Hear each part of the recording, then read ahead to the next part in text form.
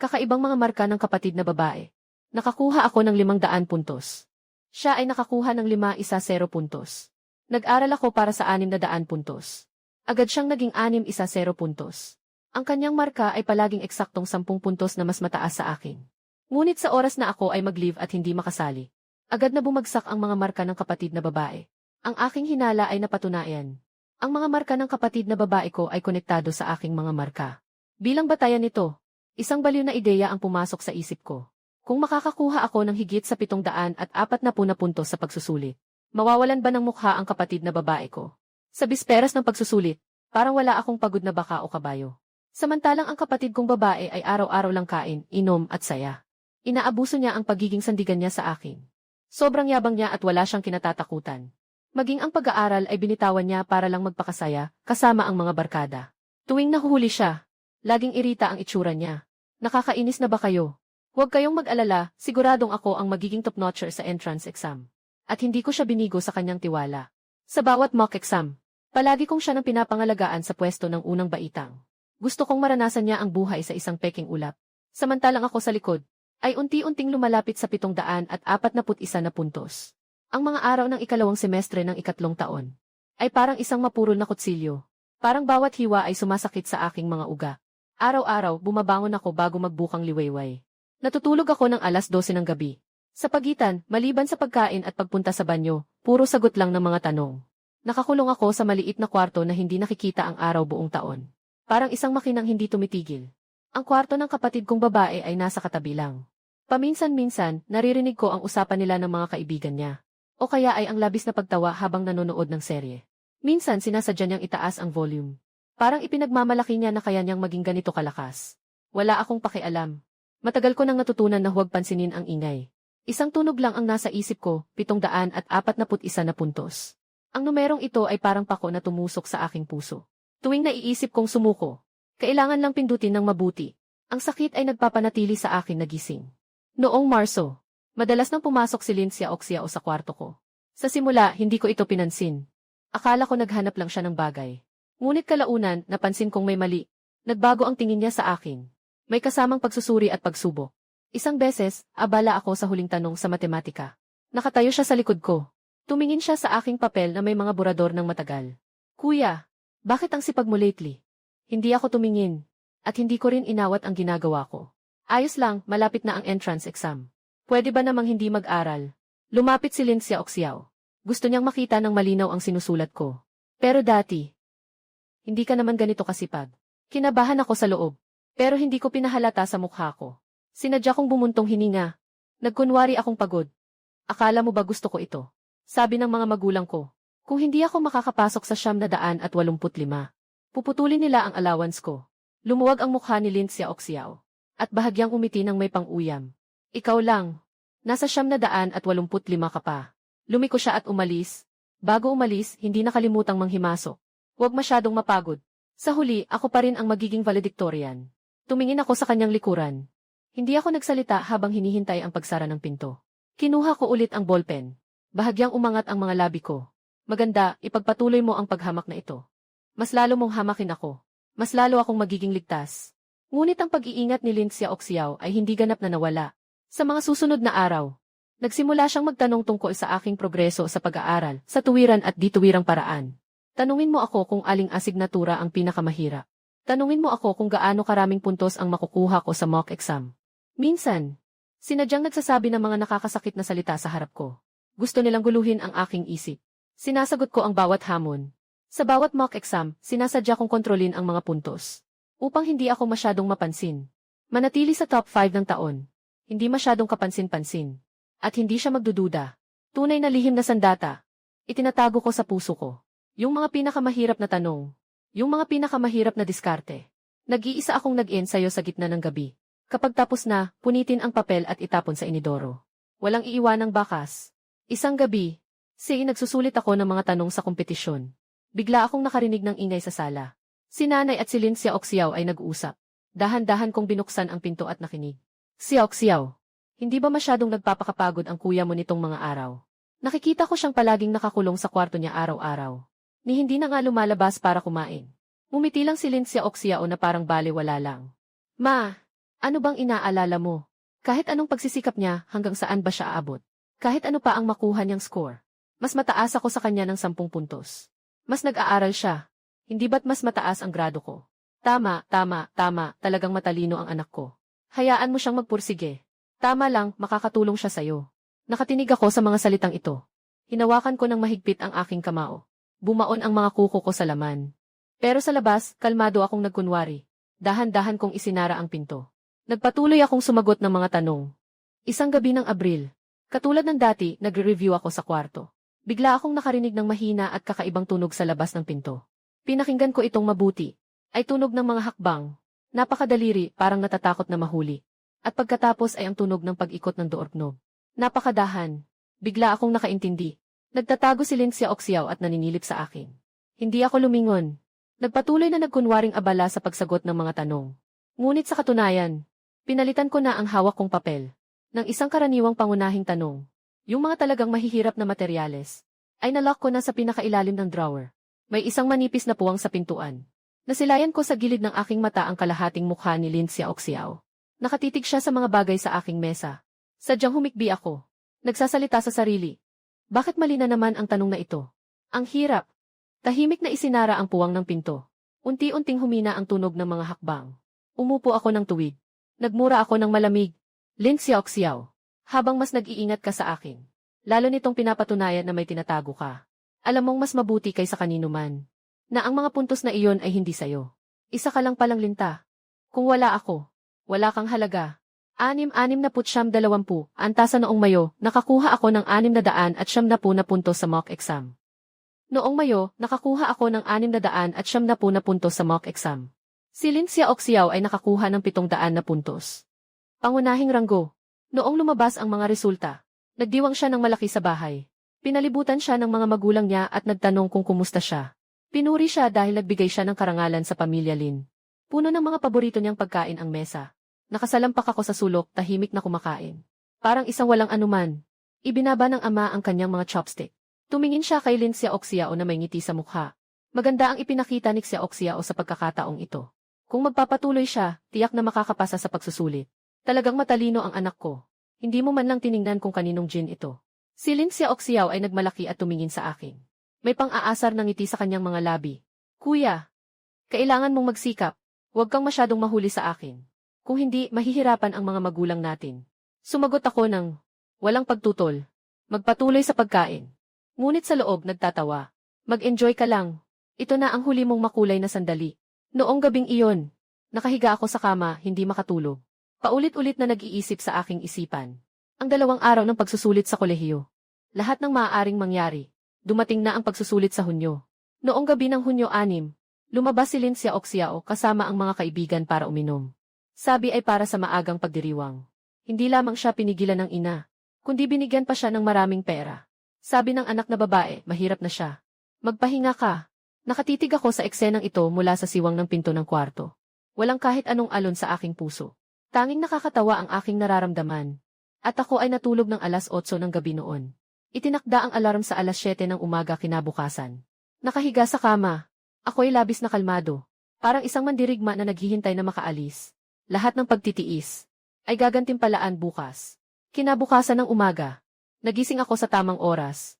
Kumain ng kaunti para sa agahan at umalis. Sinamahan ng ina si Lin Xiaoxiao sa eksaminasyon. Basta sinabi lang niya sa akin na mag-aral ng mabuti. Tumango ako. Wala akong masyadong sinabi. Sa isip ko, ito na ang huli. Mula ngayon, hindi na tayo magkakasalubong. Nasa lumang gusali ng paaralan ang lugar ng pagsusulit. Nakaupo ako sa ikatlong palapag malapit sa bintana. Tama lang ang sikat ng araw na pumapasok. Umupo ako at inayos ang mga gamit ko isa-isa. Huminga ako ng malalim. Pumikit ako. Tahimik kong binigkas sa isip. 18 taon mo nang hinihintay ang araw na ito. Huwag kang matalo. Tumunog ang bell ng pagsusulit sa Chinese. Sa sandaling binuksan ko ang test paper. Ang aking isipan ay labis na maliwanag. Bawat tanong ay parang matagal ng kaibigan.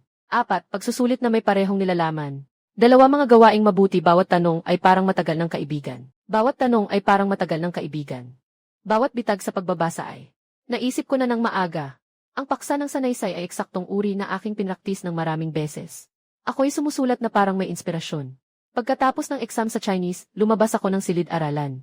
Agad akong hinarang ni Lin Xiaoxiao. Naka-makeup siya ng maayos. Pero may bahagyang kaba sa kanyang mga mata na mahirap mapansin. Tinanong niya ako kung kumusta ang exam ko. Sabi ko, ayos lang naman. Napakunot noo si Lin Xiaoxiao at nagtanong ulit. Gaano kaayos ang ayos lang?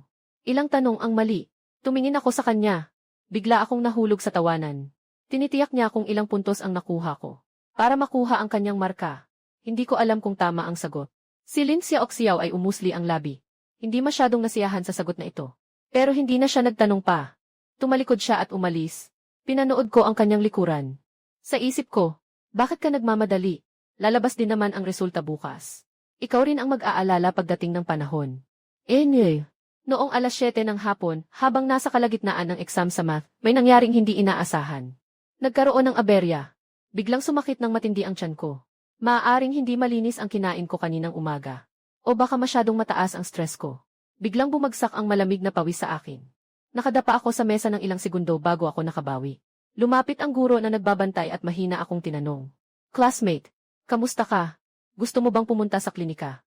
Umiling ako at kinagat ang aking ngipin at sinabi. Walang anuman. Anong kalokohan ito? Naghintay ako ng 18 taon. Para lang sa pagsusulit na ito. Kahit mamatay ako, mamamatay ako sa papel na ito. Mahigpit kong piniga ang aking hita. Matinding sakit. Pansamantala akong nakalimot sa hindi komportableng pakiramdam sa aking tiyan. Nagpatuloy akong sumagot. Yung mga numero at formula ay naging malabo sa aking paningin. Ngunit pinilit kong tapusin ang bawat tanong gamit ang aking muscle memory. Natapos ko ang bawat tanong. Ang huling tanong sa exam. Ginamit ko ang 3 paraan para check ang sagot. Sinigurado kong tama bago ko ibaba ang aking pen. Paglabas ko ng exam room, halos mawalan ako ng lakas. Humanap ako ng isang sulok na walang tao at umupo. Nagpahinga ako ng matagal. Nag-message si Lin Xiaoxiao, tinanong kung kumusta ang math exam ko. 2 salita lang ang isinagot ko, normal lang. Agad siyang nag-reply ng isang mayabang na emoji. Mukhang akala niya panalo na naman siya. Tinitingnan ko ang emoji na iyon.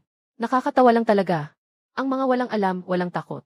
Ganitong tao ang tinutukoy. Kinabukasan, exam sa Science at English. Nakarecover na ako ng higit sa kalahati ng aking kondisyon. Ang 2 asignaturang ito ay mga lakas ko. Lalo na ang integradong agham. Lahat ng mga malaking tanong sa pisika, mga inferensya sa kimika, at genetic sa biolohiya. Lahat ng ito ay mga uri na paulit-ulit kong pinag-aralan. Madali ko itong nagagawa. May natitira pang 20 minuto. Suriin ang bawat tanong, nirepaso ko ito ng 2 beses. Tiyakin na walang magiging pagkakamali. Lalo na sa Ingles, wala nang dapat ipag-alala. Kahit gustuhin ng tagasuri na huwag magbigay ng mataas na marka, mahihirapan siya. Pagkatapos ng huling exam, lumabas ako ng silid-aralan. Nakatayo ako sa harap ng gusali ng paaralan. Tumingala ako sa langit. Napakaliwanag ng araw. Pero hindi ako umiwas. Nakatayo lang ako ng diretsyo. Hinayaan ko lang na tumama ito sa mukha ko. 18 taon na, sa wakas nakaraos din ako. Si Lin Xiaoxiao ang unang lumapit at hinarang ako. Ngayon, lalo siyang kapansin-pansin ang suot. Parang isang mayabang na paboreal. May kumikislap na kasakiman sa kanyang mga mata. Tinanong niya ako kung kamusta ang resulta ng exam ko. CJ, hindi pa kailanman naging ganito kaganda. Sa buong buhay ko, hindi pa ako naging ganito kasaya. Biglang kumislap ang mga mata ni Lin Xiaoxiao. Parang nakakita siya ng bundok ng ginto at pilak. Agad siyang tumakbo papunta kina mama at papa para magyabang. Ma, sabi ni kuya, sobrang ganda raw ng resulta niya sa exam. Siguradong mas mabuti ako. Nakatingin sa kanyang masayang likuran. Nakangiti rin ako. Iyon ay ngiti ng manghuhuli na nakikita ang kanyang biktima na nahulog sa bitag. Lin Xiaoxiao, alam mo ba kung ano ka ngayon? Parang isang gamo-gamo na lumilipad patungo sa apoy. Akala mo iyon ay araw. Ang bakasyon pagkatapos ng pagsusulit sa kolehiyo. Ganap na nagpakawala si Lin Xiaoxiao. Nangako siyang makakapasok sa top 10 ng buong probinsya sa kanyang mga magulang. Kumuha na ng malaking halaga ng allowance ng maaga. Hindi lang niya pinalitan ang kanyang cellphone at computer sa pinakamataas na specs. Kinuha rin ang pinaghirapang ipon ng kanyang mga magulang. At kasama ang kanyang mga kaibigan, naglibot at nagwaldas ng pera. Araw-araw nag-i-update sa social media. Swerte na 8,000, puro pagkain, inumin at kasiyahan. Lahat ay tungkol sa pagkain, inuman at kasiyahan. Kahit kaunti, hindi alam kung paano isulat ang salitang kamatayan. Isang gabi, nakita ko ang kanyang post sa Moments. Ito ay isang larawan ng pagkain sa isang mamahaling restaurant. Ang caption ay hinaharap na top student. Ang gigli, nag-celebrate na, ang galing ni Xiaoxiao. Nag-celebrate na ng maaga. Si Xiaoyuan, ang dami ng likes at comments sa ilalim, si Xiaoyuan ay matatag. Si Zhuangyuan, ang dami ng likes at comments sa ilalim. Si Xiaoxixi, ang dami ng likes at comments sa ilalim, si Xiaoxixi ay napakahusay. Tinitingnan ko ang mga komentong iyon at pakiramdam ko ay napaka-absurdo. Gusto kong bumalik sa probinsya para bisitahin si Lolo. Humingi ako ng pamasahe sa mga magulang ko. Hindi pa ako tapos magsalita. Pinutol na agad ako ng nanay ko. Hindi man lang inangat ng ina ang kanyang mga talukap. Napaka dahil na tono. Anong tinitingnan mo? Walang pera sa bahay. Hindi mo ba nakita na kailangan ni Xiaoxiao ng pera? Tinitingnan ko ang kanyang mukha na puno ng tapang. Naramdaman ko ang pagduduwal sa aking puso. Walang kahit isang sentimo para sa akin. Walang pag-aalinlangang ginagastusan si Lin Xiaoxiao. Ito ang aking mga magulang. Nakaupo ang tatay ko sa sofa nanonood ng si. Hindi man lang lumingon, nagsabi siya. Kung gusto mong pumunta, ikaw na ang maghanap ng paraan. Huwag kang umasa sa pamilya. Hindi na ako nagsalita pa. Lumiko ako pabalik sa kwarto. Kinabukasan ng umaga, lumabas ako at naghanap ng trabaho sa construction bilang kargador. Sobrang init ng araw. Halos mahilo ako sa tindi ng sikat ng araw.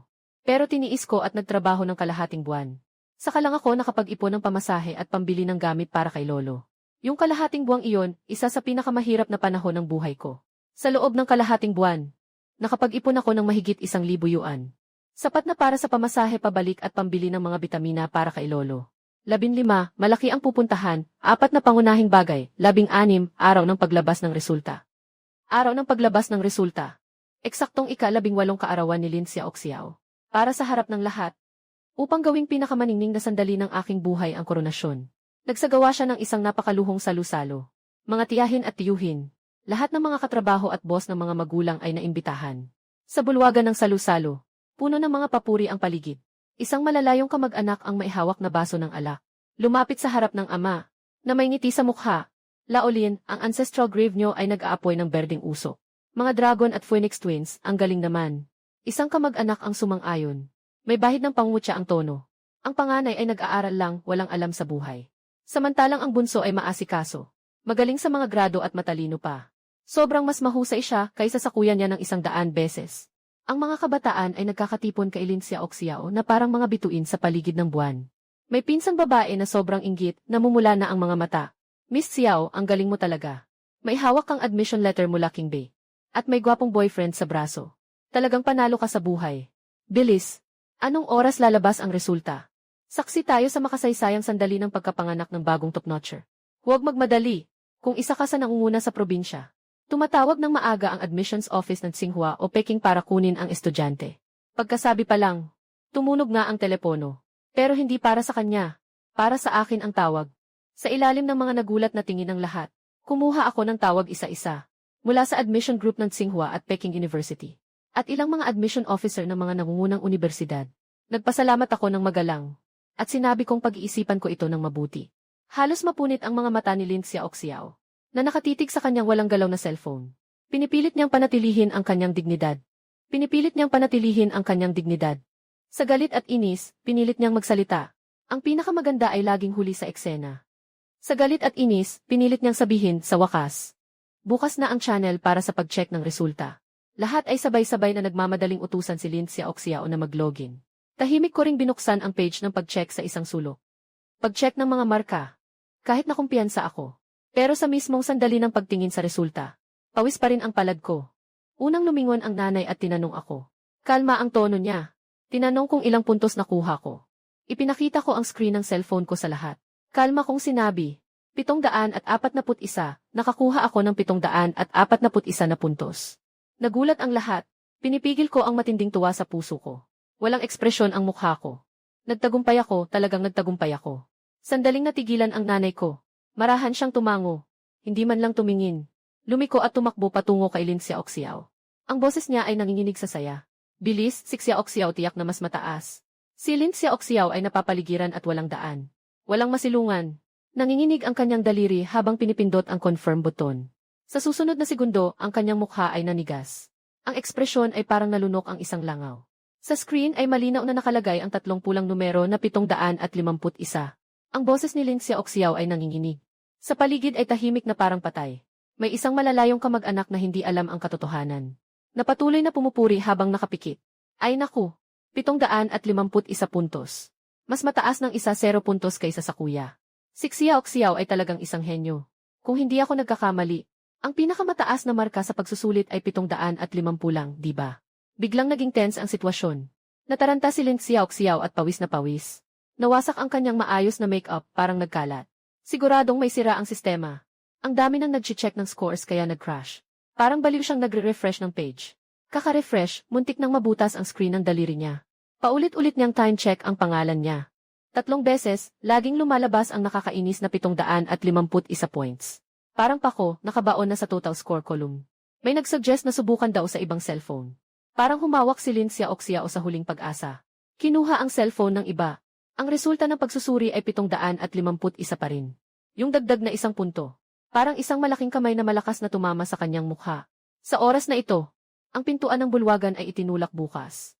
Ilang mga nakasuot ng uniforme ng mga tito at mga tauhan ng kagawaran ng edukasyon. Pumasok siya na may seryosong mukha. Tumingin ang pinuno ng mga kawani sa paligid. Nagsalita siya ng mababa ang boses. Sino si Lin Xiaoxiao? Nakita ng Educational Examination Institute na labis na kakaiba ang mga marka. Dahil sa pinaghihinalaang malisyosong pag-atake sa sistema o malaking pandaraya.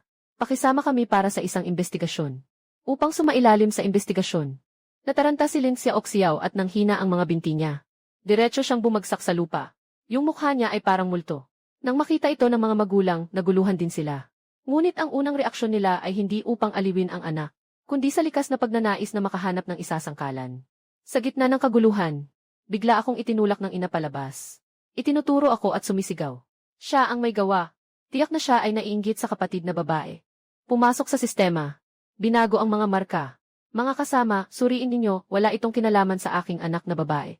Narito na naman, ganyan ang aking mga magulang. Sa mga kritikal na sandali, walang pag-aalinlangan na ginagamit ako bilang panangga.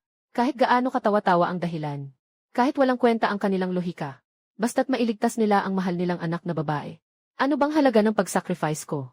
Lubusan nang namatay ang puso ko. Sa sandaling ito, pakiramdam ko'y napakagaan. Binitawan ko ang kamay ng nanay ko. Malamig kong tiningnan ang grupo ng mga hangal na ito. Hindi ako hacker. Ako si Lin Feng, top science student ng buong probinsya. Nandyan si Lin Xiaoxiao. Yung nakakuha ng milagro ng tao, 751 puntos, siya yon. Galit na galit ang tatay, sumugod para sampalin ako. Hinawakan ko agad ang kanyang pulso. Tiningnan ko siya ng matalim, kaya natakot siya. Subukan mong galawin ako. Ang tagapamahala ay nasa likod ko. Ngayon, ang Tsinghua at Peking ay nag-aagawan sa akin. Ang mga media ay nag-uunahan sa pagbalita tungkol sa akin. Subukan mong galawin ako. Simula sa sandaling ito, sa bahay na ito, wala nang sinuman ang makakapigil sa akin. At wala nang sinuman ang makakapanakit sa akin. Ang seremonya ng pagdiriwang ng pagiging adulto na dapat sana ipagmalaki, ay tuluyang naging isang palabas. Si Lin Xiaoxiao ay dinala para makipagtulungan sa investigasyon. Na nag-iwan ng magulong sitwasyon, hindi na maitatago ang pangyayaring ito. Sa pagsusulit, may lumabas na 751 na puntos. Sa pagsusulit, may lumabas na 751 na puntos, iyong tita, marami. Sige 1.15, biglang sumabog ang entry. 300 at 79 na puntos, diretsong pinasabog ang entry. Naging trending sa gabi ang Q uli. Naging trending sa gabi ang QU, 300 at 70. Lahat sa internet ay nanonood ng chismis at nakakatawa. May nagsabi na ang kasakiman ay parang ahas na lumulunok ng elepante. Baka sobrang bumili ng puntos. May nagsabi, hindi ba pwedeng gumamit ng utak sa pandaraya? Perfect score na 750, ikaw ay kumuha ng 751. 147,511 perfect score 750, you got 751. Perfect score 750, you got 751. Ito ay isang insulto sa guro na nag-evaluate G. 2 G o isang insulto sa sistema G. May mga nagbukas ng social media account ni Lin Xiaoxiao. Walang tiket na ibinenta 2,253. Natuklasan na sa nakaraang 6 na buwan, siya ay nag-enjoy sa pagkain at kasiyahan. Walang gaanong pag-aaral. At ang mga opinyon ay labis na umaatake kay Lin Xiaoxiao. Lahat iniisip na ginamit niya ang koneksyon para baguhin ang grado niya. Pero nadulas siya at masyadong nadagdagan. Habang binabasa ko ang mga komentong iyon, may hindi maipaliwanag na saya sa puso ko. 18 taon ko nang hinihintay ang sandaling ito. 18 taon akong naghintay. Ang guhit ng palad ay hindi kasing lalim ng puso. Sa wakas, nakita na ng lahat ang katotohanan. Mabilis lumabas ang resulta ng investigasyon. May anomalya sa answer sheet ni Lin Xiaoxiao 26, buwan 222, 0200015. May anomalya sa answer sheet ni Lin Xiaoxiao 26, buwan 228, 020. 26, 6,241. May anomalya sa answer sheet ni Lin Xiaoxiao.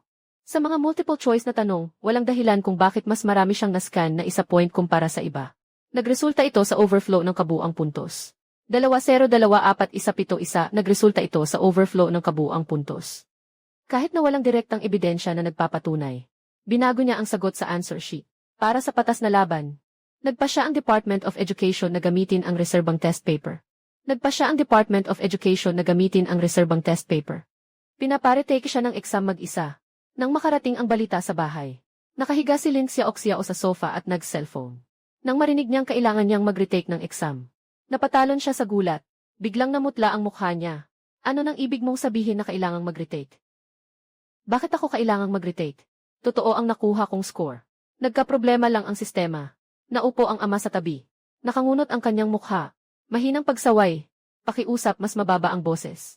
Naririnig ng mga kapitbahay. Nagmamadali ang ina sa pag-aalala. Habang pinapakalma si Lin Xiaoxiao. Kasabay ng pag-iisip ng solusyon. Xiaoxiao, huwag kang mag-alala.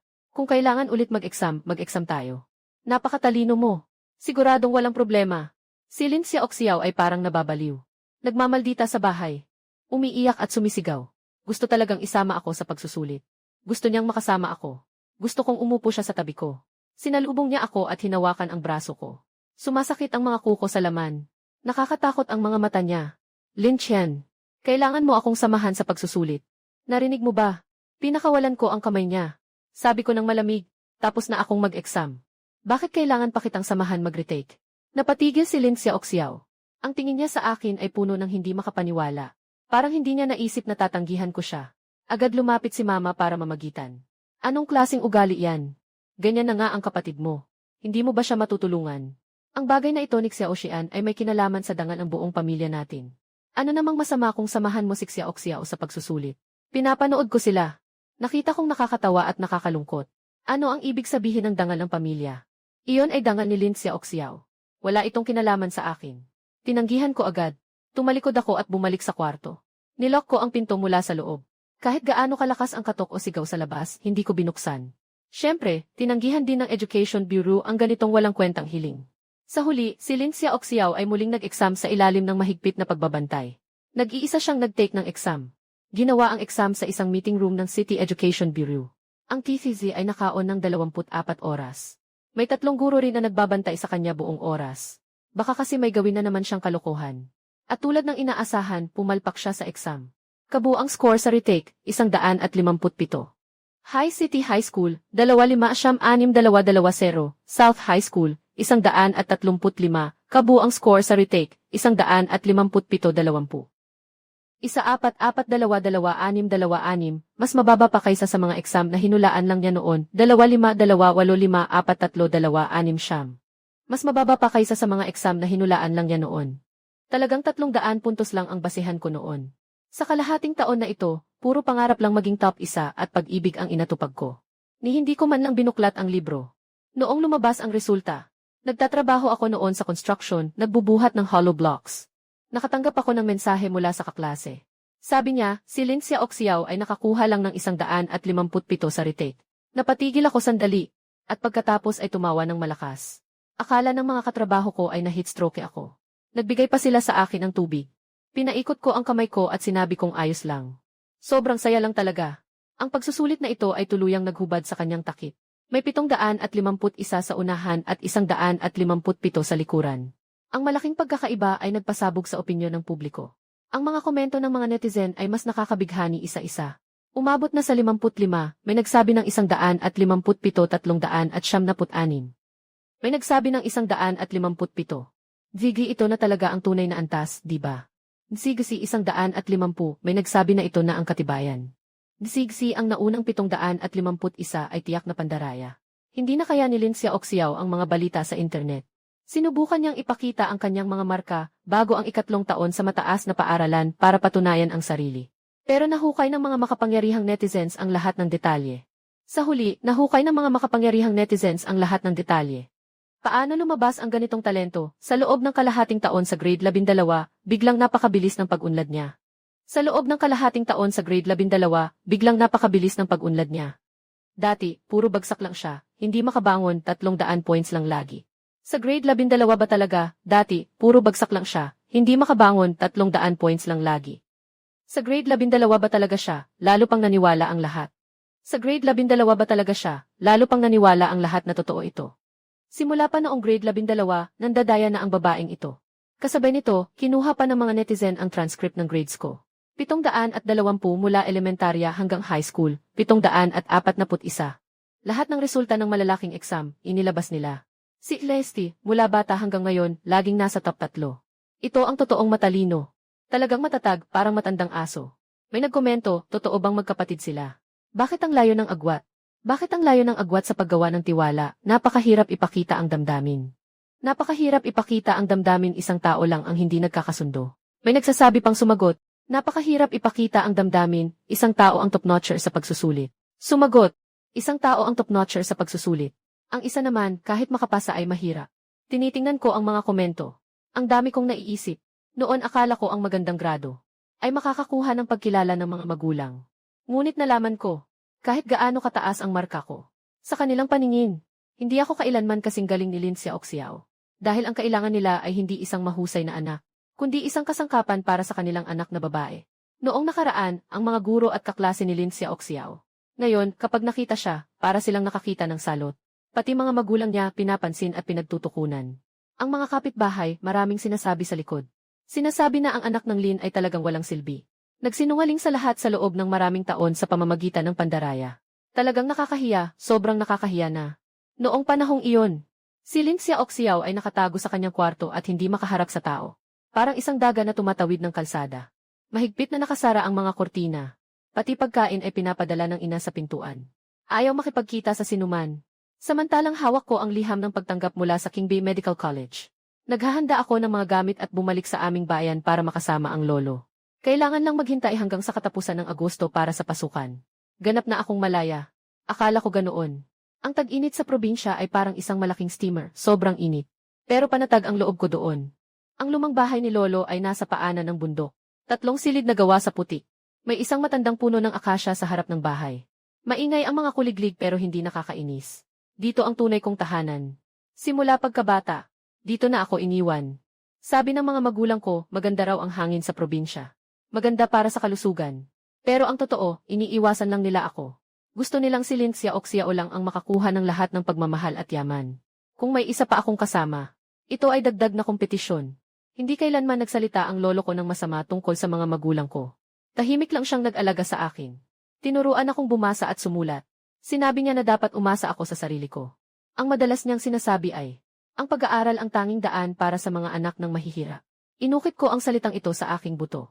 Nakatira ako sa lumang bahay ng mahigit 20 araw. Araw-araw akong maagang bumabangon para tulungan si lolo magpakain ng mga manok. Sa umaga, nagbabasa ako ng libro sa bakuran. Sa hapon, sinasamahan ko siya sa bukid para maglakad-lakad. Sa gabi, naupo kami sa ilalim ng puno ng akasya para magpalamig. Kinukwento niya sa akin ang mga nangyari noon. Ikinukwento niya kung gaano kapilyo ang tatay ko noong bata pa siya. Ikinukwento niya kung gaano kasipag ang nanay ko noong bagong kasal pa lang sila. Nakikinig ako sa mga banyagang alaala. Parang nakikinig sa kwento ng ibang tao. Dahil sa aking alaala, hindi kailanman ganoon ang mga magulang ko. Isang gabi, nagsisilibang kami sa likod bahay. Napakaliwanag ng buwan. Biglang nagtanong ang lolo ko, kumusta ang resulta mo sa entrance exam ngayong taon? Nag-isip muna ako. At tapat na sumagot, mukhang maganda naman ang kinalabasan. Tumango si lolo. May liwanag sa malabo niyang mga mata. Tumingin siya sa buwan sa langit. Sandali siyang natahimik at saka nagsalita. Ayos na iyon. Humagulgol siya. Medyo magaspang ang boses. Walang gaanong nagawa ang lolo sa buhay na ito. Umaasa na lang sa iyo. Nakatukod ako ng ulo. Medyo sumakit ang ilong ko. Mula pagkabata, siya lang ang nagsabi sa akin ng ganitong mga salita. Siya lang ang tunay na naghangad ng mabuti para sa akin. Kapag nakapasa ako sa kolehiyo at nagkaroon ng trabaho, dadalhin kita sa lungsod para doon tumira. Ikinaway niya ang kanyang kamay. At mumiti na parang bata. Hindi ako sanay sa lungsod. Ang mahalaga, may ganitong puso ka.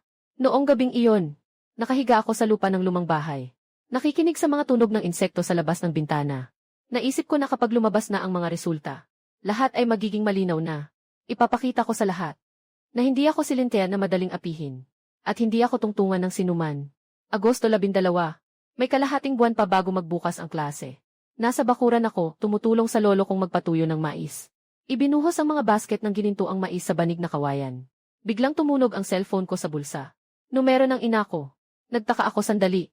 Halos hindi siya kailanman nakikipag-ugnayan sa akin. Huling tumawag ka bago ang pagsusulit. Tinanong mo ako kung ilang puntos ang makukuha ko. May kasamang pagsusuri at kalkulasyon ang tono mo. Sinumulan kong sagutin ang tawag. Narinig ko ang iyak sa kabilang linya. Ang boses ng nanay ko ay magaspang at nagmamadali. Xiao Tian, bumalik ka na agad. Bigla ang nagkasakit ang tatay mo, malapit na siyang mawala. Biglang bumagsak ang puso ko. Halos nahulog ang duspan sa kamay ko. Tinanong ko kung anong sakit. Saang ospital? Umiyak lang ang ina. Hindi sumagot sa tanong ko.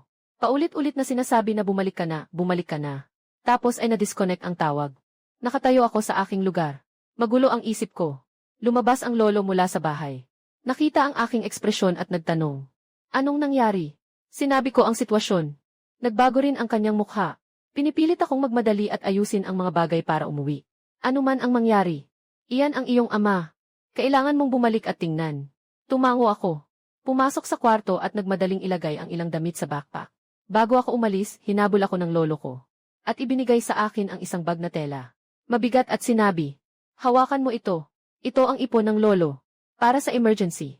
Nang binuksan ko, may isang bunto ng mga punit-punit na barya. Na nagkakahalaga ng mahigit 2,000. Iyon ay mula sa kanyang pagbebenta ng mga itlog at gulay. Na unti-unting naipon bilang pondo sa pagreretiro. Gusto kong isauli ito. Pero nakatalikod na siya at pumasok sa bahay. Ang kuba niyang likod ay lalong mukhang payat sa may pintuan. Hawak-hawak ko ang telang balot. Namumuo ang luha sa aking mga mata. 2 oras ang biyahe ng bus mula baryo papuntang bayan. 3 oras namang tren mula bayan papuntang lungsod. At mula lungsod, sasakay pa ng high-speed train. Halos 10 oras ang abutin ng buong biyahe. Bumili ako ng pinakamaagang bus. Nakaupo ako sa umaalog na bus. Mabilis na lumilipas ang tanawin sa labas ng bintana. Pero unti-unting kumalma ang isip ko. May mali, napakaraming hindi tama. Sobrang ng iyak ni mama. Parang umaarte lang siya. Hindi rin niya sinabi kung anong sakit ang meron ang tatay niya. Hindi niya sinabi kung saang ospital. Hindi rin niya sinabi kung gaano kalala ang kondisyon. Basta pinipilit lang niya akong umuwi. Kung talagang critical ang lagay. Dapat sinabi niya na ang tatay mo ay nasa ganitong ospital. Dapat pumunta ka na ang sinabi niya, hindi umuwi ka na. Saan ba ang uwi? Nasa bahay ba, kung nasa ospital ang tao at nag-aagaw buhay? Paano siya magkakaroon ng oras na maghintay sa bahay at tumawag sa akin? At ang tono niya, may dalang hindi maipaliwanag na pagka-urgente. Yung pagka-urgente na iyon, hindi mukhang nag-aalala sa asawa. Mas parang natatakot na hindi ako babalik. Habang iniisip ko, lalo akong naguguluhan. Tumawag ako sa cellphone ng tatay ko. Nakaabala, kaya tumawag ulit ako. Nakaabala pa rin. Nagbago ako ng diskarte. Tumawag ako sa kasamahan ng tatay sa trabaho. Isa siyang tiyuhin na nakita ko na noon. Magalang kong tinanong kung may nangyaring masama kay tatay. Kung may problema ba siya. Nagulat ang tono ng kausap. Kagabi, nag-imbita pa ang tatay mo sa lahat para kumain. Sobrang saya nga. Anong nangyari? Wala naman. Baka nagkamali lang ako ng narinig. Kumuha lang ako ng dahilan para isara ang telepono. Totoo ngang niloko niya ako. Sumandal ako sa upuan. Nakatingin ako sa magkakaugnay na bundok sa labas ng bintana ng kotse. Sa wakas ay gumaan ang pakiramdam ko. Hindi dahil manhid ako, kundi dahil kilalang-kilala ko ang pamilyang ito. Kung talagang malubha ang lagay ni Papa. Matagal nang nag-iingay si Lin Xiaoxiao sa internet. Nagpapaawa para makuha ang simpatya. Imposibleng walang kahit anong ingay. Kung ito ay isang panlilin lang, ano ang layunin nila sa pagdaya sa akin na bumalik? Naglaan ako ng ilang oras para maunawaan ang tanong na ito. Ang sagot ay halatang-halata na. Sobrang lumaki ng issue ni Lin Xiaoxiao. Yung biro na may 751 na puntos ay hanggang ngayon ay nasa trending pa rin. Kahit mag-repeat siya, hindi pa rin siya makakapasok sa magandang universidad. Kahit mag-repeat siya, hindi pa rin siya makakapasok sa magandang universidad. Dahil wala ako. Kung wala ako, wala siyang magagawa. Wala siyang kwenta. Samantalang ako, malapit nang magsimula ng bagong buhay sa Tsinghua o Peking University. Tuluyan na akong makakaalis sa putik na ito. Hindi nila hahayaan na mangyari ito. Sa kanilang mga mata, ang tanging halaga ko ay maging hakbang para kay Lin Xiaoxiao. Maging kasangkapan, maging dugo. Nang malinaw ko ito, ako'y hindi na nag-alala. Maging tila isang manghuli na nakahanda na ang bitag, na naghihintay sa biktima na mahuli. Ngunit sa pagkakataong ito, magpapalit ng pwesto ang manghuli at ang biktima. Dahil gusto ninyong magpanggap, sasamahan ko kayong magpanggap hanggang sa dulo. Ngunit ako ang magsusulat ng huling script. Sa tren, ginamit ko ang pera ng lolo ko para bumili ng murang backup na cellphone. At bumili rin ako ng power bank. Pinalitan ko ng full charge ang 2 cellphone. Nag-download ako ng app na otomatikong nag-upload ng video sa cloud. Sinubukan ko ito ng 3 beses. Para siguradong walang magiging problema. Nagpadala rin ako ng mensahe sa group chat ng mga bagong estudyante sa universidad. Sa ilang makikilala kong magiging roommates. Nag-message ako sa kanila. Maikli kong ipinaliwanag ang sitwasyon. Sinabi ko sa kanila na kung hindi nila ako makontak ng lampas 48 oras. Na-i-share ko na ang lokasyon, ipagbigay alam nila sa pulis. Ipaalam nila sa pulis. At ibinahagi ko rin sa kanila ang real-time na lokasyon ko. Mas mabuti ng handa. Grabe, bro, ang komplikado pala ng pamilya mo. Kaibigan isa, mag-ingat ka. Nandito kami, huwag kang mag-alala, nandito kami, kaibigan isa. Nandito kami, huwag kang mag-alala, nandito kami. Nandito kami, kaya magpahinga ka na ng maayos. Magpahinga ka na ng maayos. Kapag may nangyaring masama, agad kaming tatawag ng pulis. Mag-ingat ka palagi. Lagi tayong magugnayan. Habang binabasa ko ang mga mensahe, nakaramdam ako ng init sa puso ko. Mga taong hindi ko pa nakikilala ay handang tumulong sa akin. Samantalang ang tinatawag na sariling pamilya, ay gusto pa akong itulak sa kapahamakan. Tunay ngang nakakatuwa ang mundong ito. Nang makarating ako sa bahay, gabi na ng sumunod na araw, ang lumang gusali ay naliligo sa dilaw ng takip silim. Nakatayo ako sa ibaba ng gusali, dala ang aking maleta. Tumingala ako at tiningnan ang lugar na tinirhan ko ng 12 taon. Ngunit hindi ko kailanman naramdaman na ako ay kabilang dito. Humigop ako ng malalim na hangin. Umakyat ako at kumatok sa pinto. Bumukas ang pinto at lumitaw ang mukha ng aking ina. Pulang-pula ang kanyang mga mata. Parang kakaiyak lang. Nang makita ako, nagulat siya sandali. At agad na nagpakita ng ngiti na nakakaakit. Ay naku, Xiao Tian. Nandito ka na sa wakas. Pumasok ka na. Ang labis na kasigasigan niya ay nagdulot sa akin ng goosebumps. Mula pagkabata. Kailan ba siya naging ganito kamaasikaso sa akin? Tahimik akong pumasok sa loob. Mabilis na sinuri ang sala. Nakaupo ang ama sa sofa at nanonood ng telebisyon. Hawak pa ang remote control sa kamay. Mukhang napaka-healthy. Walang kahit anong senyales ng sakit. Nakatayo ako sa pintuan. Hawak pa ang hawakan ng maleta. Tinanong ko ng mahinahon. Hindi ba't may sakit ang ama? Bakit siya nanonood ng telebisyon sa bahay? Nagtigil ang hangin sa sala ng isang saglit. Tumingin ang ama sa akin ng may pagdududa. Medyo hindi siya comfortable. Nagtigilan ang ngiti sa mukha ng ina. Agad siyang nag-ayos. Isang maling alarma lamang. Nahihirapan ang tatay mo kahapon. Pero nang pumunta siya sa ospital, wala namang seryosong nangyari. Naisip namin na papasok ka na sa King Bay para mag-aral. Kaya gusto naming makasama ka para magtipon-tipon ang pamilya. Napaka-sarcastic ng mga salitang iyon mula sa kanya. Hindi ko siya tinukso. Kaya tumango na lang ako. At sumagot ng, pagpasok ko sa bahay, nahuli ng aking mata sa gilid. Silin siya Oxiao sa kabilang dulo ng sofa. Nakatago siya sa sulok. Magulo ang kanyang buhok. Maputla ang kanyang mukha. May 2 itim na bilog sa ilalim ng kanyang mga mata. At siya ay tila ibang tao kumpara sa ilang buwan na ang nakalipas. Noong siya ay puno ng sigla. Nang makita akong pumasok, itinaas niya ang kanyang ulo. May komplikadong tingin. May galit. May takot at kaunting bagay na hindi ko maintindihan. Nagkunwari akong hindi nakita. Diretso akong bumalik sa kwarto para ilagay ang bagahe. Nasa pinakaloob ang aking kwarto. Mahigit 10 metro kwadrado lang. Hindi kailanman naarawan buong taon. Noong bata pa ako, bodega lang ito. Pagbalik ko mula sa bahay ni Lolo para mag-aral, saka lang nila inayos ng bahagya para matirhan ko. Ang kwarto ni Lindsay Oxiao ay nakaharap sa timog. Malaki at maliwanag ang master bedroom. Ang pamamahagi ng yaman sa bahay na ito. Laging malinaw ang hangganan. Isinara ko ang pinto. Sinimulan kong inspeksyonin ang kwarto. Sinuri ko ang desk, bookshelf, cabinet, ilalim ng kama. Tiniyak kong walang gumalaw o gumawa ng kalokohan. Pagkatapos, kinuha ko ang backup na telepono mula sa backpack. Naghanap ako ng tagong pwesto. Inilagay ko ito sa tumpok ng gamit sa bookshelf. Nakatutok ang kamera sa pintuan. On ang recording mode. I set sa silent. Tiyakin na walang anumang tunog ng abiso habang nag-record. Matapos gawin ang lahat ng ito, humiga ako sa kama at nagkunwaring natutulog. Ngunit ang mga tainga ko ay nakatutok na nakataas. Nahuhuli ang bawat munting ingay sa sala. Nagluto si nanay ng maraming ulam para sa hapunan. Sa unang pagkakataon, tinawag niya akong kumain. Pinaglagay pa niya ako ng pagkain. Xiao Tian, pumayat ka. Malapit ka nang umalis ng bahay, kumain ka pa ng marami. Pero hindi ko malasahan ang kinakain ko. Ang laman ng isip ko, iniisip ko kung ano ba talaga ang balak nila. Kailan kaya sila magpapakita ng tunay na kulay? Pagkatapos ng pagkain, umubo ang tatay. At linisin ang kanyang lalamunan. Parang gusto na niyang magsalita. Tao, bumalik ka ngayon.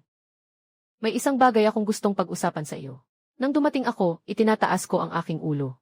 May tamang-tamang pagkalito sa aking mukha. Ganito kasi iyon. Hindi maganda ang kalagayan ng kapatid mong babae nitong mga nakaraang araw. Alam mo naman iyon. Masyadong malaki ang naging epekto ng entrance exam sa kanya. Matindi ang depresyon niya ngayon. Ayaw na nga niyang lumabas ng kwarto. Nag-usap kami ng nanay mo. Ikaw ang tunay niyang kuya. At ikaw rin ang pinakamalapit sa kanya. Maaari mo bang samahan siya ng mas matagal? Bigyan mo siya ng payo. Naghihintay ako na lumabas ang katotohanan. Talaga, kinuha ng ina ang pagkakataon. May kaunting pagsubok sa tono niya. Nga, Xiao Tian. Kayo ay mga kambal na dragon at ibon. Kayo ay mga kamag-anak na may dugong magkaugnay. Pumutok ang buto, nakakabit ang mga litid. Tulungan mo ang kapatid na babae, anong nangyari? Hindi ko pa rin siya pinansin. Tumingin lang ako sa kanila. Nagtigilan ang atmosfera ng ilang sandali. Biglang itinaas ni Lin Xiaoxiao ang kanyang ulo. Nakatingin siya sa akin na may mga pulang mata. Ang boses niya ay maihalong hikbi. Alam ko na nagkamali ako. Ayos ba? Sa panahong ito, naisip ko ng mabuti. Noon, ako ang may kasalanan. Hindi ko dapat ginawa iyon sa iyo. Maaari mo bang bigyan ako ng isa pang pagkakataon? Halos napatawa ako. Umiunlad na ang kanyang pag-arte. Sayang, hindi ako naniniwala dyan. Tinanong ko sila kung ano talaga ang gusto nilang ipagawa sa akin. Diretsahan kong sinabi ang totoo. Wala akong pasensya sa mga paligoy-ligoy nila. Nagtinginan ang tatay at nanay. Parang may kinukumpirma sila. Sa wakas, nagsalita na ang tatay. Ganito kasi iyon. Nakapag-isip kami ng isang paraan. Para makapasok si Xiaoxiao sa paaralan. Tinaasan ko ang kilay bilang senyales na ipagpatuloy niya. Sinabi sa amin ni Xiaoxiao ang tungkol sa kanyang resulta sa pagsusulit. Yung tungkol sa mga pattern ng puntos. Dapat alam mo ito kaysa sa amin. May espesyal na koneksyon kayong dalawa. Basta't nandyan ka. Maaari siyang makakuha ng mataas na marka. Nabigla ako. Sinabi niya sa kanila ang lihim na ito. Tumayo ang ama at lumapit sa akin. May tono siyang hindi matatanggi. Kaya't nakipag-usap ako sa iyong ina. Tingnan mo kung maaari kang mag-aral muli sa King Bi sa susunod na taon. Kasama si Xiaoxiao sa pagsusulit sa susunod na taon. Sa ganung panahon, makakapasok din siya sa magandang universidad. Dalawa sa pamilya natin ang makakapasok sa Tsinghua o Peking University. Hindi ba't malaking karangalan iyon para sa pamilya? Napatigil ako. Hindi dahil sa nakakagulat ang kahilingan nila, kundi dahil sa kumpiyansa nilang ipinaabot ang hiling na iyon. Parang natural lang at tama ang hinihiling nila. Parang sinasakripisyo ko ang aking hinaharap para sa ikabubuti ni Lin Xiaoxiao. Ay talagang nararapat. Samantala, sinasamantala ng ina. Lumapit siya at hinawakan ang aking kamay. May mga plano sa kanyang mga mata. Xiao Qian, hindi ito masama para sa iyo. Napakatalino mo. Siguradong makakapasa ka ulit sa susunod na taon. Sa oras na iyon, magkakaroon ng pangalan ng valedictorian. Kasama ng pagsisikap na mag-aral muli ng isang taon. Siguradong aagawin ka ng Tsinghua at Peking University. At tiyak na magkakaroon din ng magandang kinabukasan si Xiaoxiao. Hindi ba't ito ay isang bagay na ikatutuwa ng lahat? Nakuha ko na ang aking sulat ng pagtanggap. Bakit ako mag-aaral muli? Umiling ang aking ama na tila hindi sang-ayon. Ano ang halaga ng abiso? Yung bagay na yan, kapag hindi ka nag-report, automatikong mawawala ng bisa. Xiao Tian, ikaw ang kuya. Ano namang masama kung bigyan ng puwang ang kapatid na babae? Sa hinaharap, kahit na magtagumpay si Xiaoxiao, hindi kanya makakalimutan. Kahit anong kitain niya, may bahagi ka rin. Narinig ko ang pinakamalaking biro sa mundo. Sabi ko, hindi ako sumasang-ayon. Naging seryoso ang mukha ng ama. Naging matigas din ang ekspresyon ng ina. Biglang tumingala si Lin Xiaoxiao. Ang pag-asa sa kanyang mga mata ay agad na naging nakakatakot. Tumayo ang ama. Tinitingnan akong mula sa itaas. May banta ang tono ng kanyang boses. Lin Qian, anong klaseng saloobin ito? Pag-usapan natin ito ng maayos. Bakit mo agad akong tinanggihan? Gusto niyo bang ipagpalit ko ang King Bei? Para samahan ang isang estudyanteng nakakuha lang ng 157 sa pagsusulit. Tapos gagamitin ang mga puntos ko para ipasok siya sa prestihiyosong universidad. Bakit ko naman gagawin iyon? Kapatid mo siya. Ikaw ang kuya.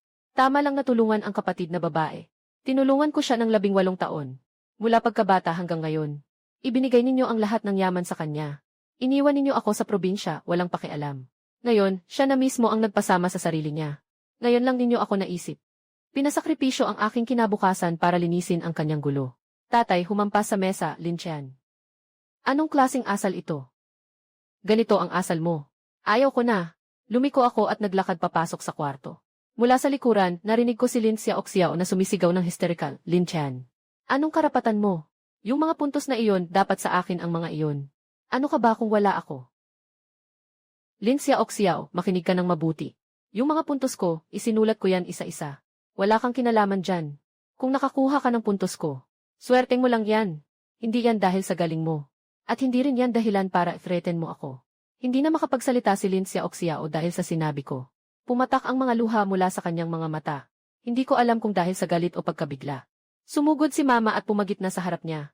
Itinuro niya ako at sinigawan si Lintian. Pinaiyak mo ang kapatid mong babae ng ganito. Wala ka na bang konsensya? Wala na akong gana pang makipagtalo sa kanila. Pumasok sa silid. Isinara ang pinto mula sa likod. May narinig na tunog ng mga pagbagsak sa labas ng pinto. At ang galit na sigaw ng ama. Ang hikbi ng ina. Kasama rin ang sigaw ni Lin Xiaoxiao. Parang isang kumukulong lugaw. Naklining ako sa pader ng pinto. Isara ang mga mata at pakinggan ang mga ingay na ito. Ngunit sa loob, nakakagulat na tahimik. Ngayon ay unang round pa lamang. Ang tunay na laban ay nasa hinaharap. May kutob ako na hindi sila basta-basta susuko. Hintayin mo, marami akong pasensya. Noong gabing iyon, hindi ako natulog. Nakatingin ang mga mata sa kisam. Palaging alerto ang mga tainga. Mga bandang 2 ng umaga. Narinig ko ang mga mahihinang tunog sa labas ng pinto. Parang may nag-uusap ng tahimik. Huminto ako sa paghinga at nakinig ng mabuti. Sina ama at ina. Ang boses ni ina ay napakataas ng tono. Pero narinig ko pa rin ng malinaw. Laolin, bakit hindi natin samantalahin habang natutulog siya? At kunin ang mga gamit niya. Wala na siyang at abiso. Tingnan natin kung paano siya aalis. Tingnan mo, patay na ang ilaw sa kwarto niya. Siguradong natutulog na siya. Kaya't gawin natin ito ngayong gabi. Para hindi na lumala pa ang sitwasyon. May mga yabag na papalapit sa pintuan. Bumilis ang tibok ng puso ko. Pero hindi gumalaw ang katawan ko kahit kaunti. Nagkunwari akong mahimbing na natutulog. Marahang umikot ang doorknob. Buti na lang at nilock ko ang pinto. Narinig ko ang mahina at galit na bulong ng nanay ko mula sa labas. Itong batang ito ay naglock ng pinto. Sige na, bukas na lang pag-usapan. Saka na, hindi naman siya makakatakas. Unti-unting humihina ang mga yapak. Binuksan ko ang aking mga mata. Tumingin sa kisam sa dilim. Nakangiti ako sa loob-loob. Tama nga ang hinala ko. Wala talaga silang balak na palayain ako. Mula sa sandaling pumasok ako sa bahay na ito. Nahulog na ako sa kanilang bitag. Ngunit hindi nila alam na. Matagal na akong handa. Sa laban na ito, hindi pa tiyak kung sino ang matatalo o mananalo. Kinabukasan ng umaga. Sinubukan kong ikot ang doorknob. Nakalock ang pinto mula sa labas. Kinabahan ako bigla. Lumapit ako sa bintana at sumilip sa labas. May reha sa labas ng bintana. Mahigpit itong naka-welding. Hindi talaga ako makakalabas. May signal pa ang cellphone. Pero naputol na ang internet. Gumamit ako ng data para magpadala ng mensahe sa kasama ko sa kwarto na okay lang ako. Sinabi ko sa kanila na wala namang problema sa ngayon. Pero hindi maganda ang sitwasyon. Pinaghandaan ko silang laging handa. Mga 1:00 ng umaga. Bumukas ang pinto. Pumasok ang nanay na may dalang isang mangkok ng lugaw. Ang ekspresyon sa kanyang mukha ay parang nakangiti pero hindi naman tunay. Gutom ka na, kumain ka ng kaunti. Naisip mo na ba? Hindi ko kinuha ang mangkok. Ipinatong niya ang lugaw sa mesa. Humagikik siya. May kaunting banta sa kanyang tono. Bunso, nais kitang payuhan. Ang marunong makilala sa sitwasyon ay isang henyo. Kahit na makapasok ka sa Tsinghua o Peking. Ano naman ang mangyayari? Sino ang magbabayad ng tuition at gastusin mo? Akala mo ba ibibigay namin sa iyo kahit 1 sentimo? Sa huli, hindi mo pa rin kayang mag-aral. Kailangan mo pa rin bumalik. Hindi mo pa alam kung nandyan pa ang admission letter mo. Kung susunod ka lang ng maayos, uulit ng 1 taon. Sa susunod na taon, buong puso kaming susuporta sa iyo. Kung hindi ka makikinig, hindi na siya nagpatuloy. Ngunit malinaw na ang ibig sabihin. Hindi pa rin ako nagsalita. Nang umalis siya, nalaman ko na nakasara na naman ang pinto. Simula sa sandaling ito, opisyal na akong na house arrest. Sa unang araw, kaya ko pang maging kalmado. Sa ikalawang araw, nagsimula na akong mabahala. Hindi dahil sa takot, kundi dahil unti-unting lumilipas ang oras. Palapit na ng palapit ang pasukan. Kailangan kong makahanap ng paraan para makalabas. Ikatlong araw, nagpasya akong sumugal at subukan ito. 2:00 ng madaling araw. Lahat ng tao ay natutulog. Palihim akong bumangon. Ginamit ko ang nail file ng nail cutter para sungkitin ang kandado ng pinto. Hindi naman mahirap buksan ang ganitong lumang spring lock. Mga 10 minuto rin akong natapos. Sa wakas, narinig ko ang isang mahina at marahang tunog. Nabuksan ang pinto at pinigil ko ang aking paghinga. Dahan-dahan akong lumabas, hakbang-hakbang. Ang sala ay lubos na madilim. Hinipo ko ang pader habang naglalakad papunta sa pintuan. Ang tibok ng puso ko ay parang lalabas na sa aking lalamunan. Minsan, ang sahig sa ilalim ng aking mga paa ay umuugong ng mahina. Sa bawat tunog, nanginginig ako. Huminto ako para makinig sa paligid. Tiniyak kong wala ng tao bago ako nagpatuloy. Nang malapit na ang kamay ko sa doorknob, biglang lumiwanag ang ilaw at natigilan ako. Nakatayo ang ama ko sa pasilyo. Hawak ang isang kahoy na stick. Ang mukha niya ay tila bakal. Maliwanag na matagal na siyang naghihintay sa akin na tumakbo. Wala akong paliwanag. Lumingon at tumakbo pabalik. Ngunit huli na ang lahat. 3 hakbang at 2 hakbang siyang humahabol. Ang ina at si Lin Xiaoxiao. Hindi alam kung kailan sila lumabas. Nakatayo sa tabi at nanonood. Walang sinuman ang nagsalita o humadlang. Pagod na ang tatay. Huminto siya at humihingal. Sinasabi ko sa'yo, Lin Qian, walang paraan na makakatakas ka sa bahay na ito sa buong buhay mo. Maliban kung pumayag kang ulitin ang taon. Nakahiga ako sa lupa. Trembling ang buong katawan ko. Hindi dahil sa takot, kundi dahil sa galit. 18 taon ng pagtitimpi. Sa sandaling ito, halos sumabog na sa aking dibdib. Pero pinigilan ko. Hindi pa ito ang tamang oras. Hindi pa sapat ang aking mga ebidensya. Hindi pa handa ang aking mga reserbang plano. Hinila ako pabalik sa kwarto. Ibinagsak sa kama. Muli itong nalock ang pinto. At nagdagdag pa ng bagong kandado. Ngayon ay yung uri na nakalagay sa labas. Hindi ko mabuksan habang nakahiga ako sa kama. Ang likod ko ay sobrang sakit. Yung sakit na iyon ay lalo pang nagpawaki sa akin. Sa susunod na 2 araw, ako'y naging masunurin. Hindi na ako nagtangkang tumakas. Kumakain kapag oras ng kain. Natutulog kapag oras ng tulog. Sa panlabas, parang tinanggap ko na ang lahat. Akala ng mga magulang ko na pasunod na nila ako sa palo. Medyo lumuwag ang pagbabantay nila sa akin. Pero nakasara pa rin ang pinto. Hindi pa rin ako makalabas. Gumugol ako ng 2 araw. Upang maingat na obserbahan ang kanilang mga gawain. Tinatandaan ko kung kailan natutulog ang bawat isa. At kung kailan sila bumangon. Lahat ng mga detalye ay naitago ko sa isip ko. Naghihintay ng tamang pagkakataon. Gabi ng ika-4 na araw. Sa wakas, kumilos sila. 2:30 ng umaga. Narinig ko ang mahinang tunog ng seradura. Hindi ito ang uri ng tunog na nag-iingat. Kundi may tao talagang nagbubukas ng seradura. Nakapikit ako. Tuloy-tuloy ang aking paghinga. Nagpapanggap na natutulog. Ngunit bawat nerbiyos ay tense. Bumukas ang pinto. Napakabanayad ng mga hakbang. Parang natatakot na gisingin ako. 2 tao ito. Batay sa ritmo ng aking paghinga. Isa ay ang aking ina. Hinawakan nila ang harap ng aking desk. Nagsimula silang maghalungkat ng mga gamit. Nagkunwari akong mahimbing ang tulog. Pero hindi ko mapigilan ang bumilis ng tibok ng puso ko. Alam ko kung ano ang hinahanap nila. Ang aking V at ang admission letter. Ang 2 bagay na iyon ang susi ko para makaalis sa impyernong ito.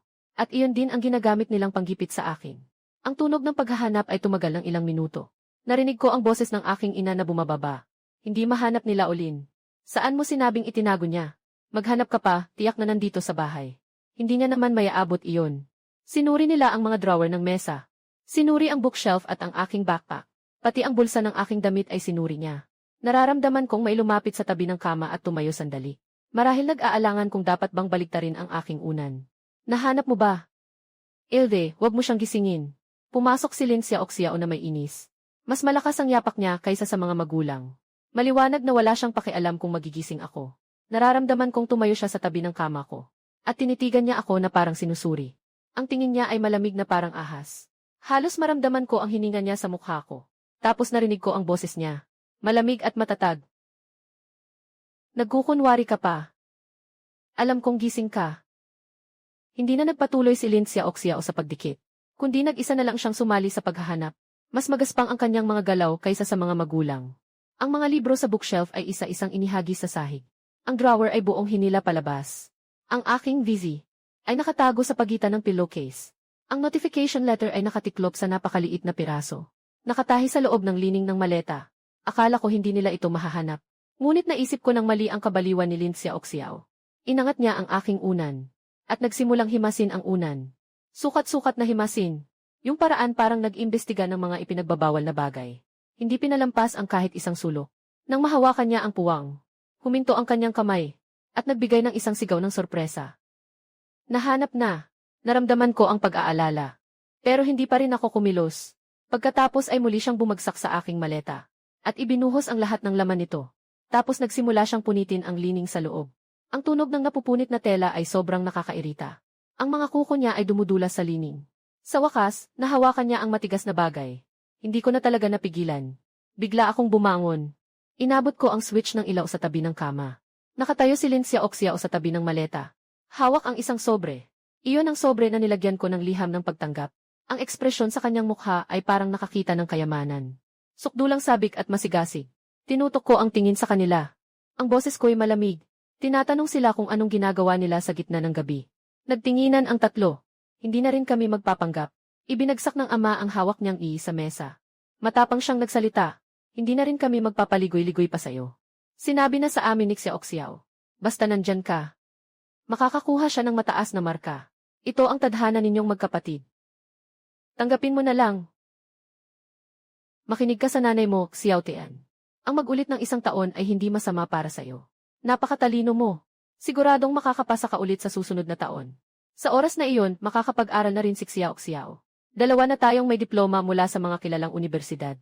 Hindi ba't ito ay isang win-win? Sabi ko, ayaw ko na. Tumayo ako para kunin ang aking V. Ngunit tinulak ako ng aking ama. Nadapa ako at tumama sa pader. Sumakit ang sugat sa likod ko. Lumapit ang mukha ng aking ama. May banta ang kanyang tono. Akala mo ba may karapatan kang pumili? Mula ngayon, hindi ka na makakapunta kahit saan. Walang AZ, walang abiso. Hindi ka makakapunta sa King Bay. Kailangan mong manatili sa bahay at mag-aral muli. Hintayin mo na lang na matapos ang pagsusulit mo sa susunod na taon. Kagaya ng dati. Pumunta ka na lang sa King Bay mo. Wala namang nakasagabal sa'yo. Malalim akong huminga. Pinipigil ko ang nag-aalab kong galit. Hindi pa ito ang tamang oras para mag-away. Kailangan ko pa ng mas maraming ebidensya. Tinanong ko sila. Kaya ngayong gabi, nandito kayo para kumpiskahin ang mga gamit ko. Alaynan. Napangisi ang ina. Hindi na niya tinatago ang kanyang paghamak. Ano nang sinasabi mong kinumpiska ang gamit sa bahay? Talaga namang kami ng tatay mo ang maihawak. Bata ka pa. Ang napakahalagang bagay. Ano nang masama kung kami ang mag-ingat nito? Tumingin ako kay Lin Xiao Xiao. Inilalabas niya ang liham ng pagtanggap mula sa sobre. May ngiti siya ng tagumpay sa paghihiganti sa mukha niya. Itinaas niya ang liham ng pagtanggap. Parang ipinapakita ang isang tropeo ng tagumpay. Pagkatapos, ginawa niya ang isang bagay na hinding-hindi ko malilimutan. Hinawakan niya ang liham ng pagtanggap. Naglalagablab ang matinding galit sa kanyang mga mata. At dahan-dahan niyang pinunit ito sa harap ko. Ipinagkakaloob ang sertipikong ito, tinatanggap ang responsibilidad. At dahan-dahan niyang pinunit ito sa harap ko. May tunog na si habang kinuha ang sertipiko. Ipinagkakaloob ang sertipikong ito, ang tunog na iyon ay malinaw at nakakasakit sa tainga. Parang tunog ng isang bagay na napuputol. Hindi pa siya kontento. Pinunit pa niya ulit ang 2 piraso. Hanggang sa maging isang bunto ng mga pira-piraso. Na parang mga snowflakes na dahan-dahang bumabagsak sa lupa. Mabagal ang kanyang mga galaw. Ito ang simula ng bago kong buhay. Na ganun na lang niyang pinunit. Tinitingnan ako ni Lin Xiao Xiao. Tawa ng tawa na parang baliw. Nawala ang abiso. Tingnan natin kung paano ka mag-ulat. Ling Tian, sa buhay mong ito, magiging tungtungan ka lang sa akin. Gusto kong samahan mo ako na malugmok sa putik. Kahit na nanginginig ang buong katawan. Mukha kang baliw na may buhok na magulo. Bakit mas mahusay ka sa akin? Bakit lahat ng tao ikaw ang pinupuri? Bakit ikaw ang makakapunta sa Kinghua o bida? Ako, kailangan lang manatili sa bahay at pagtawanan ng iba. Malinaw naman na dapat sa akin ang mga puntos na yon. Pumapatak na ang luha sa aking mga mata. Pero hindi dahil sa sama ng loob, kundi dahil sa pagkadismaya. Dahil sa inggit, dahil sa pagkabaliw. Ngunit sa mga sandaling iyon, biglang humina ang kanyang boses. Parang nag-uusap sa sarili. O parang nakikipag-usap sa akin. Alam mo bang gaano ako katakot? Mula pagkabata, alam kong peke ang aking mga marka. Nakuha ko ito mula sa iyo. Sinasalaysay niya ito na may nakakatakot na anyo. Bago ang bawat exam. Takot na takot siya. Takot din siyang bumagsak ako balang araw. Takot siyang malaman ng lahat na isa siyang inutil. Umiiyak siyang sinasabi na galit siya sa akin. Galit siya dahil mas matalino ako sa kanya. Ang nakakatawa. Akala niya wala akong kailangang gawin. Kaya mataas ang mga marka. Mas galit ako sa sarili ko. Kapag wala ka, wala na akong halaga. Kaya hindi ka pwedeng umalis. Kailangan mong manatili. Kailangan mong palaging maging aking hakbangan. Para makapagpatuloy ako. Tinitingnan ko siya. Tinitingnan ko ang taong tinawag kong kapatid na babae sa loob ng 18 taon. Sa unang pagkakataon, naramdaman kong nakakaawa siya. Pero ang pagkaawa ay hindi dahilan para patawarin ko siya. At ang pagkaawa ay hindi rin excuse para sirain niya ang buhay ko. Nakatayo sa gilid ang tatay at nanay. Pinapanood ang asal ni Lin Xiao Xiao. Wala ni isa sa kanila ang pumigil. Sa katunayan, may bahagyang pag-apruba pa sa kanilang mga mukha. Parang ginawa niya ang isang bagay na ikinatuwa ng lahat. Pinanood ko ang eksenang ito. Bigla akong nakaramdam ng pagkaabsurdo. At ng matinding lungkot. Ito ang pamilya ko. Ito raw ang tinatawag na dugo ay mas malapit kaysa tubig. Yumuko ako. Tinitigan ko ang mga piraso sa sahig. Nagsimulang manginig ang balikat ko. Akala nila umiiyak ako. Akala nila nabaliw na ako. Napatawa ang nanay ko. Mayabang ang tono niya, parang nagmamalasakit. Sige na, umiiyak ka pa. Hindi naman malaking bagay. Pwede ka namang mag-exam ulit sa susunod na taon. Ituring mo na lang itong isang mahaba at mahalagang aral. Maging mas mapagmasid ka sa susunod. Wala akong sinasabi. Nakadapa lang ako. Gamit ang nanginginig na kamay, pinulot ko ang mga piraso. Tinitingnan ako ni Lindsay Oxiao sa aking kahihiyan. Lalo pang naging malaya ang ngiti sa kanyang mukha. Umiiyak na. Umiiyak ka pa, karapat-dapat lang sa'yo. Ganyan talaga ang kapalaran mo. Tinaas ko ang ulo ko at tiningnan siya. Napahinto siya, dahil wala ng luha sa mga mata ko. Ang meron lang ay malamig na galit, at isang ngiting mabilis na nawala. Natakot siya sa ngiting iyon. Nawawalang isip na umatras ng isang hakbang. Tanungin mo ako kung bakit ako umiti. Dahan-dahan akong tumayo. Ang boses ko ay magaspang ngunit kalmado, sabi ko, wala naman. Naisip ko lang, ang pagtatanghal mo kanina ay napakaganda.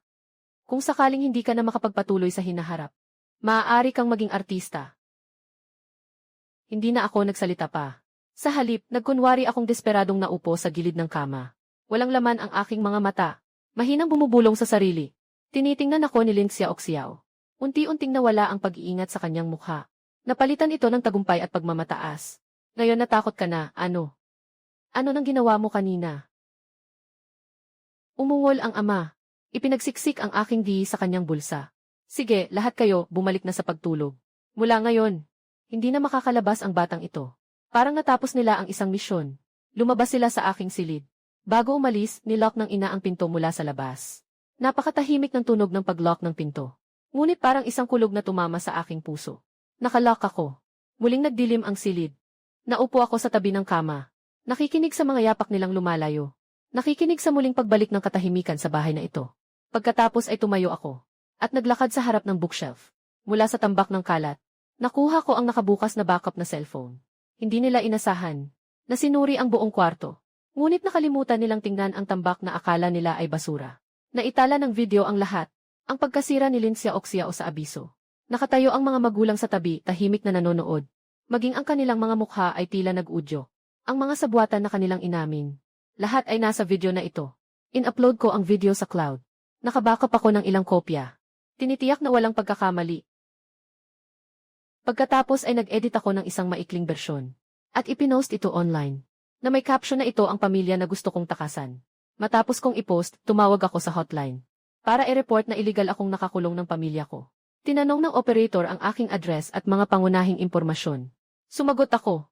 Sinabi niya na magpapadala sila ng tao dito. Hayaan mo akong maghintay. Pagkatapos kong magulat sa pulis, inilipat ko ang cellphone ko sa silent. Itinatago ko ito sa tambak ng mga gamit. At muling humiga sa kama. Mabilis ang tibok ng puso ko. Ngunit kailangan kong manatiling kalmado sa labas. Hindi ko alam kung gaano katagal darating ang pulis. At hindi ko alam kung ano ang mangyayari bago iyon. Pero alam ko, basta't malampasan ko lang ang gabing ito. Magiging iba na ang lahat. Dahan-dahan lumilipas ang oras. Unti-unting lumiwanag ang langit sa labas ng bintana. Hindi ko ipinikit ang aking mga mata. Nakatitig lang ako sa kisam. Nakikinig ang aking mga tainga sa bawat munting tunog sa loob ng bahay. 23 narinig ko ang mga hakbang. Kailan si Oxiao ito? Magaan ang kanyang mga hakbang. Parang natatakot siyang magising ang iba. Ngunit sa tahimik na gabi, malinaw pa rin itong marinig. Huminto siya sa labas ng aking pinto. Pinigilan ko ang aking paghinga. Hindi gumagalaw. Narinig ang tunog ng kandado. Pumasok na naman siya. Nakatakip ang mga mata ko, nagkukunwaring natutulog. Ang tibok ng puso ko ay parang tambol sa aking tainga. Lumapit siya sa tabi ng kama ko. Nakatayo siya sandali. Ramdam ko ang kanyang tingin na nakatuon sa akin. May kasamang pagsusuri at pagdududa. At nag-umpisa siyang maglakad-lakad sa silid. Ang mga yapak ay malayo at malapit. Parang isang mabangis na hayop na nagmamasid sa teritoryo. Hindi ko alam kung ano ang hinahanap niya. Ngunit may masamang kutob ako. Tumigil ang mga yapak sa harap ng bookshelf. Biglang sumikip ang puso ko. Narinig ang tunog ng paghahanap. Naghuhukay siya sa mga kalat na iyon. Tahimik na humigpit ang aking daliri sa dulo ng kumot. Mabilis na nag-iisip sa aking isipan. Kung sakaling makita niya ang cellphone, ano ang dapat kong gawin? Biglang huminto ang tunog ng paghukay. Naging matigas ang hangin. Halos marinig ko ang tibok ng aking puso. Ano ito? Alam ko na natuklasan niya. Tapos, bigla akong bumangon at nagmulat ng mata. Nakita ko siyang may hawak na backup na cellphone. Nakaon pa ang pulang tuldok ng pagre-record sa screen. Ang kanyang mukha ay nagbago mula sa pagkalito patungo sa pagkabigla. At pagkatapos ay naging nakakatakot. Lin Chan, nagre-record ka. Sumigaw siya at biglang sumugod sa akin. Parang isang mabangis na hayop na nabaliw. Hindi ako nakaiwas. Direktang dumaan ang mga kuko niya sa mukha ko. Sobrang hapdi at sakit. Agad kong hinawakan ang kanyang pulsuhan. Nagpagulong-gulong kami habang nag-aaway. Kahit babae siya. Pero sa sandaling ito, parang nababaliw siya. Napakalakas niya, nakakagulat. Nabangga namin ang lampshade sa tabi ng kama at nahulog ito sa sahig. Nabasag ito at kumalat ang bubog. Napakalakas ng ingay. Agad nagising ang mga magulang ko. Sumugod si tatay papasok. Nakita niya ang eksenang ito. Walang sabi-sabi, itinulak niya ako. Magsasabi ka bang saktan ang kapatid mo? Hawak-hawak ko ang ulo ko.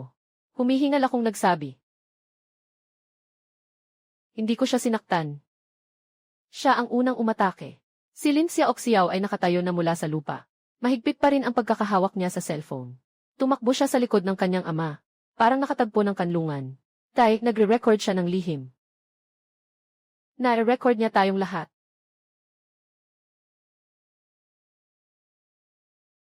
Agad na nagbago ang mukha ng ama. Kinuha niya ang telepono. Tumingin siya sa screen. Lalong pumangit ang kanyang mukha. Lumabas na ang mga ugat sa kanyang noo. Lintian, ang galing mo talaga. Ibinagsak niya ng malakas ang cellphone sa sahig. Nabasag ang screen ng cellphone. Sinipa pa niya ito ng ilang beses. Hanggang sa tuluyan nang naging basurang bakal ang cellphone. Tinitingnan ko ang sirang cellphone. Pero hindi ako kinakabahan kahit kaunti. Dahil matagal nang na-upload ang video sa cloud. Ang cellphone na ito ay isang shell lamang. Ngunit hindi ko ito ipinakita. Sa halip, nagpakita ako ng isang desperadong ekspresyon. Parang ang huling patibong ng pag-asa ay naalis na. Dumating din ang ina. Nang makita ang sitwasyon, nagmukha siyang napakalungkot. Sasabihin ko sa iyo, Lintian. Hindi pa tapos ang usapan natin ngayong araw. Manatili ka lang dyan at huwag kang magulo. Wala kang pupuntahan. Kung maglalagay ka niyan sa internet, bahala ka sa magiging resulta. Umalis siya habang nagmumura. Bago umalis, inutusan pa niya si mama na bantayan ako. Xiao Xian, masyado mo akong binigo, anak. Lahat ng ginagawa natin ay para rin naman sa pamilyang ito. Bakit hindi mo maintindihan? Sige na, mag-isip-isip ka ng mabuti. Umalis na rin siya. Muling nilock ang pinto mula sa labas.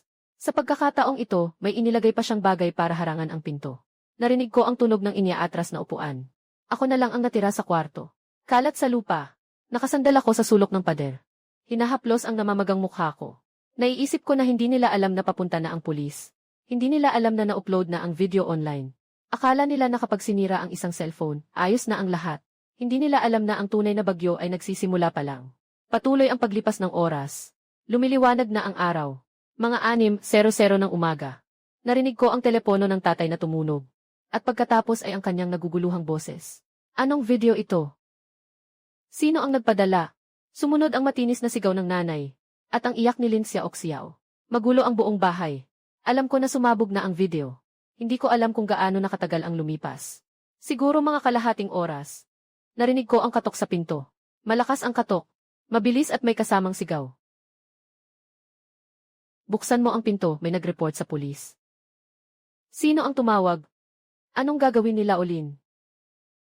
Huwag magpanik, itago mo iyong bata. Sabihin mong wala siya sa bahay. Nandito ako sa kwarto, nakikinig. Itago. Saan itatago? Nasa loob, makinig kayo. Buksan niyo na ang pinto. Kung hindi, kami ay magkakaroon ng puwersahang aksyon. Hindi na nakayanan ng ama.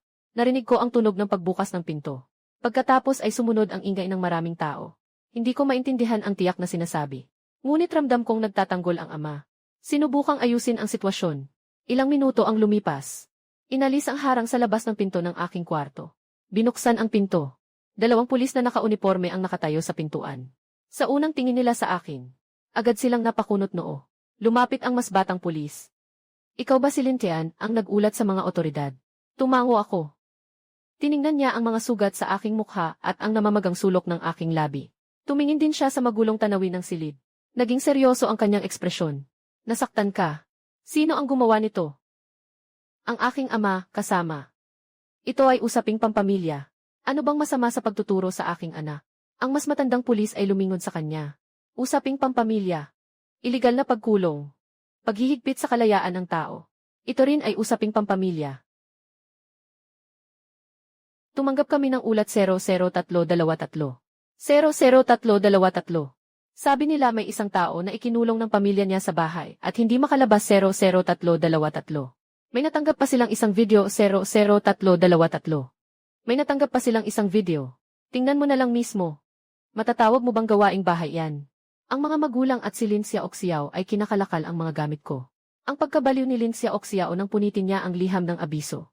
Agad na pumuti ang mukha ng ama. Lalong nanghina ang ina. Halos bumagsak sa lupa. Nakatago si Lin Xiaoxiao sa sulok. Magulo ang buhok. Walang laman ang mga mata. Parang isang insekto na nadurog. Kailangan ka namin bukas. Sumama ka sa amin para sa isang salaysay. Tumango ako at agad na tumayo. Lumakad ako palabas sa ibabaw ng mga bubog. Habang dumadaan ako sa tabi ng aking ama, bigla niyang iniabot ang kamay para harangin ako. Ngunit mabilis siyang inalis ng pulis. Sa ngayon, pinaghihinalaan kang sangkot sa iligal na pagkulong at sinadyang pananakit. Maging maayos ka. Ang ekspresyon sa mukha niya parang may kumain ng isang lamok. Galit, takot at walang magawa. Hindi ko siya tiningnan. Diretsong lumabas sa pinto na iyon. Narinig ko ang iyak ng nanay ko sa likod. Little Cheyenne, hindi mo pwedeng gawin ito sa amin. Kami ang mga magulang mo. Sa ginagawa mo, paano pa kami haharap sa ibang tao sa hinaharap? Huminto ako sa paglakad. Matagal niya na akong hindi itinuring na tao. Ngayon, kayo naman ang makakaranas ng ganitong pakiramdam. Lin Qian, pagsisisihan mo to. Hindi kita patatawarin. Hintayin mo lang. Tinitigan ko ang kanyang mabagsik na mukha. Tahimik na sinabi. Lin Xiaoxiao, tandaan mo. Mula ngayon, wala na tayong utang na loob. At pagkatapos ay lumingon ako at sumakay sa sasakyan ng pulis. Hindi na ako lumingon. Nang matapos ang salin sa istasyon ng pulis, tanghali na. Ayon sa ebidensyang video at sa iyong mga sugat, ang iyong ama ay inakusahan ng sinadyang pananakit at iligal na pagkulong. Ito ay mapaparusahan ayon sa batas. Tungkol kay Lin Xiaoxiao, pagsira sa ari-arian ng iba, bagaman ang abiso ay ibinigay ng paaralan. Ito ay bahagi ng aking personal na ari-arian. Siya rin ay dapat managot sa kaukulang legal na responsibilidad. Ano na ang mangyayari sa aking admission notice? Pwede pa bang mag-replace? Sabi ng pulis na kailangan kong makipag-ugnayan sa paaralan para dito. Sila ang tutulong sa akin na magbigay ng katibayan. Tumango ako.